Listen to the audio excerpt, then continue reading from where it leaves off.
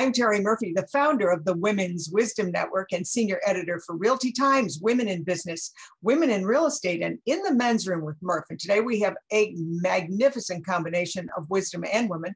Her name is Sara Guldi. She is a master coach with Workman Success Systems. She's also a board certified trainer and master practitioner of NLP, hypnotherapy, and MER, standing for mental and emotional release timeline. She's real smart. Okay, let's just get over that.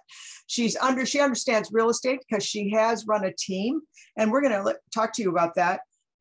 With at 165,000 per unit, you got to do a whole bunch of units to get to 20 million. So clearly, this woman is someone we need to speak with, and her biggest accomplishment is managing two amazing children plus, and they happen to be teenagers. So if you have a teenager, tune in, because we're here about communication. Sara, welcome.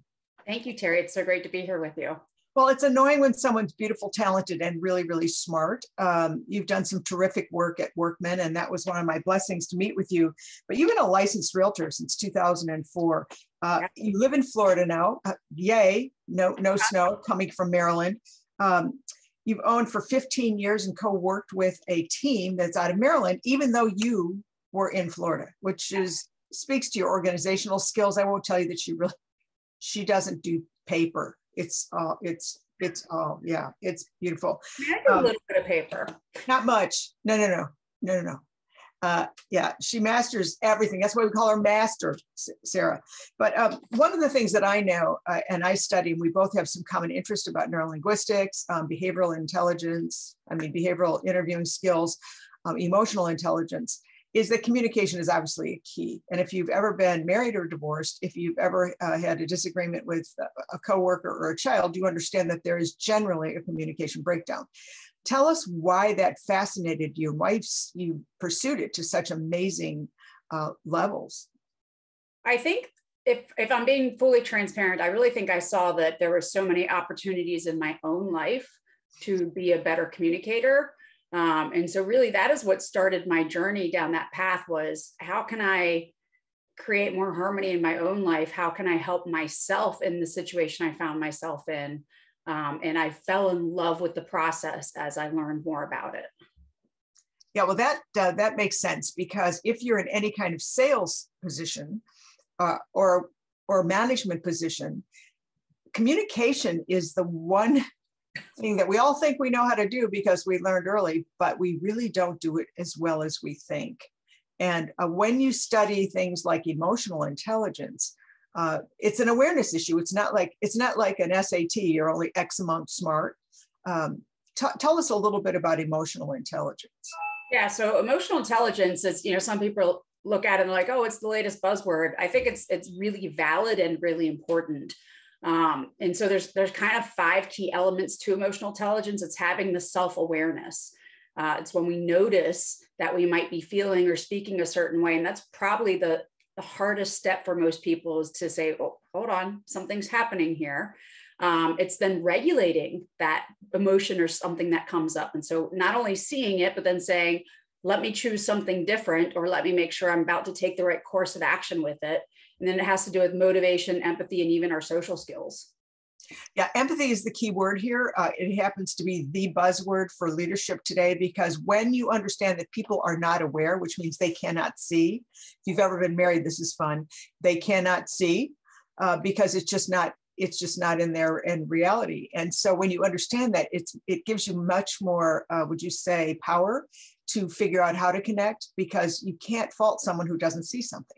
Yeah, absolutely. So often we get angry at someone for the response we see in them, not realizing that they have no idea that they're even acting out in a certain way. And so if we take a step back and we say, okay, I can see what's happening here, I'm going to have some empathy for them. And that doesn't mean necessarily accepting the behavior, but it does mean that you can have empathy for them and come at it from a different approach.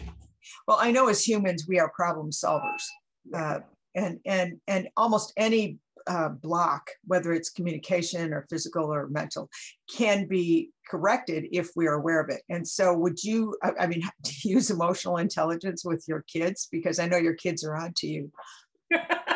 They are absolutely on to me. One of the, I don't know, greatest things I ever did or biggest mistakes, I'm not sure which, is I took them to an NLP training. And so sometimes they'll hear me use a particular language pattern with them. They're like, Mom, come on. And I'm like, but it works. So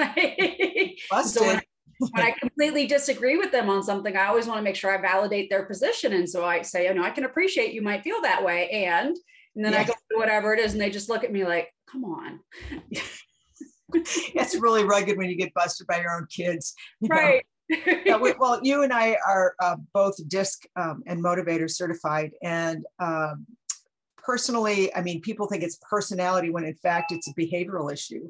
Yeah. And when you understand that people can perform in a particular way, don't you agree that almost anybody who's hiring should look at studying a DISC assessment? Yeah, I think it is such a valid tool to look at. And I also think it's important to know it's not a box we put something in, but it's speaking to their strengths. It's behavior. It's not the person. Yeah, that's just such and for me, the motivators are really revealing. And that hadn't been a part of the assessments that Dr. Alessandra had put together at Assessments 24/7. And so I really, I've been doing it for years, but I got really fascinated with it. And then let's just address NLP. So many people misunderstand neurolinguistics. I know that you're certified, yay, because you're such an overachiever, Sara, but you are. But tell us a little bit about that certification and how you think it helps management, leadership, team leaders, whatever. So a lot of people think that neurolinguistic programming is something you can do to someone. And it's this woo idea of like, I can control you with my words. And that's not what it is. What it is understanding the language of the mind and understanding how to be a better communicator, both with yourself and with others. And so that's kind of the basic premise of NLP is, it's just being a better communicator, using words at a higher level. And so the way that has made me a better leader is, one, there's some presuppositions in NLP that help me just completely shift the way I looked at things, such as people are not their behavior. And so when you recognize that someone can do something and not be defined by that one thing, that's a pretty tremendous thing that helps build the empathy. But also it just teaches you better ways to have conversations, better words to use, and that how much your word choices matter. It really does, because when you're learning to bridge the gap with another, whatever, even with animals, the tone of your voice, your posture, I would just say to you, if you were recommending the best ways for team leaders, management, parents, anybody who wants to be in a relationship, what would be your top tip? The top tip I would probably have is to recognize that the meaning of communication is the response that you get. And so if you say something to someone and they come back very frustrated, confused, angry, and that's not what you meant, then take a step back and look at the way you communicated it, because whether you meant to communicate a certain way or not, it came across a different way.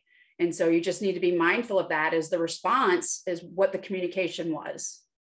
Well, I know that you are about to get certified again because you're taking some college courses. Tell us a little bit about how that's helping you in your consulting business.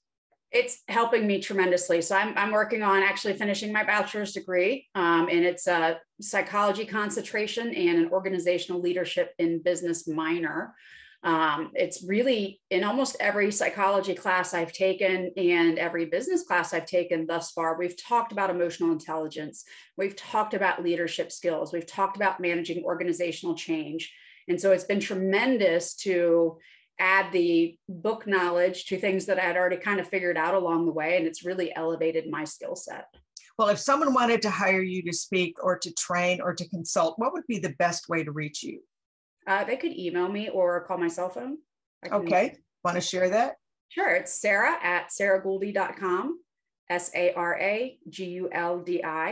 And my cell phone is 240-538-2704. Well, I know that you're going to be joining us for some communication tips on Realty Times and Realty Times TV. You know what, Sara, it's always great to be with people who let you see things that you didn't see. And I think that this interview is really going to help people in management, leadership, and parenting, and any relationship, because communication is key. Thanks so much for joining us for this Women's Wisdom Network Realty Time segment. Join us again so you can see Sara.